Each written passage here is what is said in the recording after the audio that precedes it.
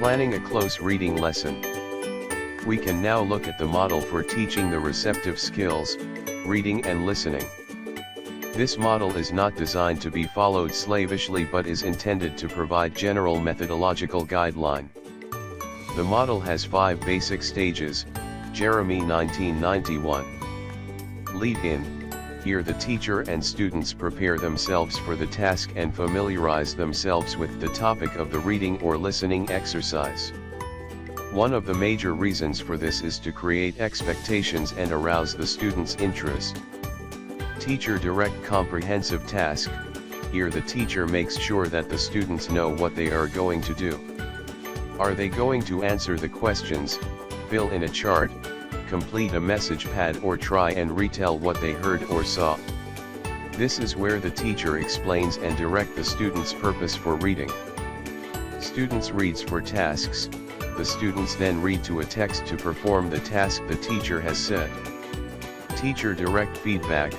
When the students have performed the task, the teacher will help students to see if they have completed the task successfully and will find out how well they have done. This may follow the stage in which students check their answer with each other first. Teacher directs text-related task. The teacher will then probably organize some kind of follow-up task related to the text. Thus, if the students have answered questions about a letter, the text-related task might be to answer that letter. The reasons for text-related tasks have been argued. Step to planning a close reading lesson. Select a high-quality short text that is worth reading and rereading. Read the text. Analyze why the text may be difficult for students to understand. Vocabulary, sentence, structure, text structure. Create text-dependent questions. Optimal.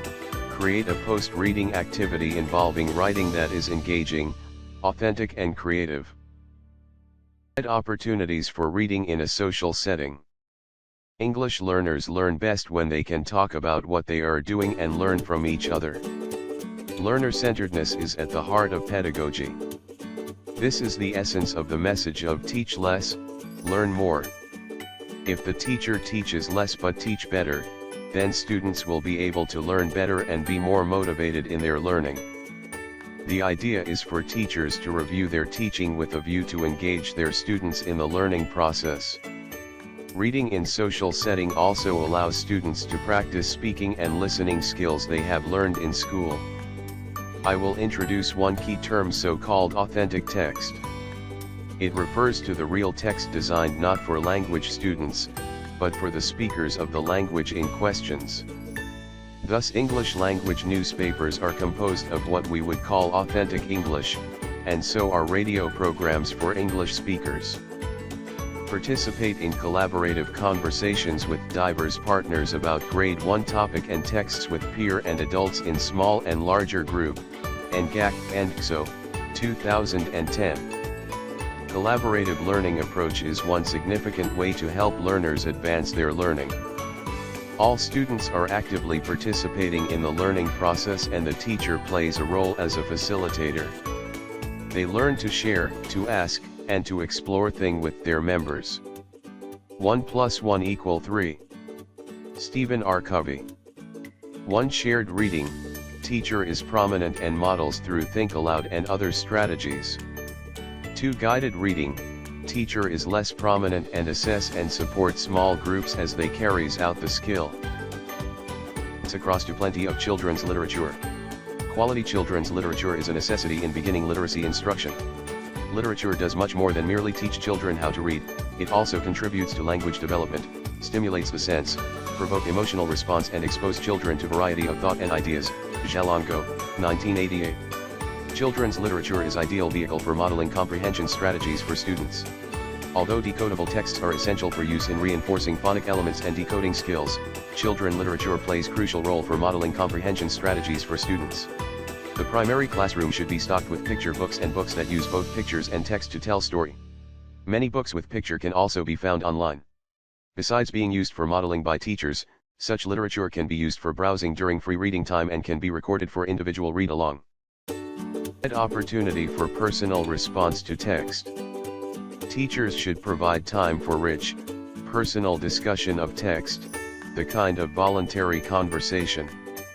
Teachers often became so concerned with assessing comprehension and completing the lists of comprehension questions provided at the end of each basal reader's story that little time was left for rich, personal discussion of text, the kind of voluntary conversation that is the most significant to children.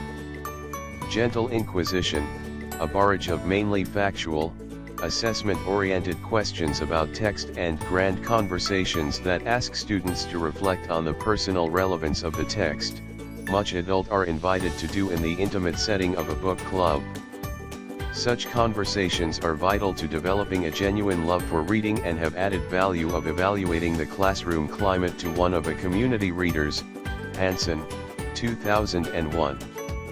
To act on this suggestion, do not limit yourself to factual type of questions, and allow plenty of time critical and creative questions for which there is no one correct answer and for which every student has an opportunity to voice an opinion, e.g., questions on the upper level of Bloom's taxonomy. It is also helpful to create provocative questions about the text for which you yourself do not have answer. We have already learned about type of questions. There are factual questions, conceptual questions, and philosophical questions or provocative questions. They play a crucial role in stimulating learners' thinking to reach conceptual understanding. We teach the students to understand the lesson, not to know or remember the lessons. These questions will be fundamental part of teaching and learning process, particularly the last two types of questions, conceptual and philosophical or provocative questions. Language and culture for all learners. There are great differences in how rapidly and how well children learn to speak English. When students who are struggling with English are scared to comprehend text in their second language too soon, they can become frustrated and confused. It is helpful to use variety of predictable texts, multisensory teaching, and repetition to improve comprehension strategies. Create a language-rich environment and provide many opportunities for cooperative interaction with English-speaking students. To support English learning, incorporate specific language objectives into content area lessons to accommodate second language learners. Such students can benefit from objectives that incorporate functional language use, such as how to request information, present opinions, negotiate meaning, and provide detailed explanation. Higher order thinking skills, such as articulating predictions, stating conclusions, summarizing information, and making comparisons, can be tied to language objectives as well. Echeverria, Boyd, and Short, 2010. Offering a variety of multicultural reading material that reflects the prior knowledge and background of the diverse learners in the classroom. Wiseman, 1992. For example, supply classroom literature that represents a wide range of values, lifestyles, customs, and historical traditions. An effective comprehension activity that encourages multicultural awareness for all students is to compare folk tales, such as Cinderella with its African counterpart, Muafaro's Beautiful Daughter, Steptoe, 1987, or the Chinese Lan Popo, Young, 1990, with its European counterpart, Little Red Riding Hood. Improving comprehension for English learners. Here are additional specific suggestions for improving comprehension. Build English knowledge through oral language development. Teach phonics skills English. Use multisensory materials, such as e-books, videos, DVDs, pictures, audio recordings, and other supports. Preview vocabulary by conducting a picture walk before a text read aloud. Guide students who are literate in their first language to create a bilingual dictionary to record new vocabulary. Assess and build background information about the content of a text before it is read. Improving comprehension for English learners. Here are additional specific suggestions for improving comprehension. Use gesture and body language, Speak slowly and enunciate clearly. Use longer pauses between phrases and sentences. Use much repetition and review. Use short sentences and simpler syntax. People read and listen to language, then, because they have a desire to do so and a purpose to achieve. Usually, too, they will have expectations about the content of the text before they start. The concepts of desire, purpose, and expectation will have important methodology implications for language learning. Improving comprehension for English learners. Here are additional specific suggestions for improving comprehension. Use fewer pronouns. Use bilingual books. Exaggerate intonation, especially when introducing phonemic elements. Use high-frequency vocabulary. Use fewer idioms and slang terms. Maintain a low anxiety level. Control of phonics is necessary but is not sufficient to constitute learning how to read. For real reading to occur, the student has to be simultaneously construct meaning from the words that have been decoded. That meaning must then be assimilated into the child's worldview. Proficient readers possess strategies from which they choose to interact with text and construct meaning. These strategies must be directly taught to developing readers through modeling, guided instruction, and plenty of independent application with actual text. Additionally, readers must be given the opportunity to share their personal responses to text with each other in a variety of social settings. Improving comprehension for English learners.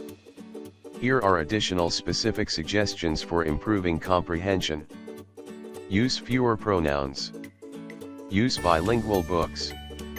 Exaggerate intonation, especially when introducing phonemic elements. Use high-frequency vocabulary.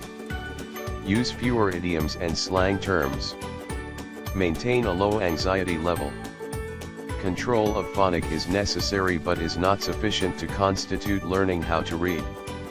For real reading to occur, the student has to be simultaneously construct meaning from the words that have been decoded. That meaning must then be assimilated into the child's worldview. Proficient readers possess strategies from which they choose to interact with text and construct meaning. These strategies must be directly taught to developing readers through modeling, guided instruction, and plenty of independent application with actual text. Additionally, readers must be given the opportunity to share their personal responses to text with each other in a variety of social settings.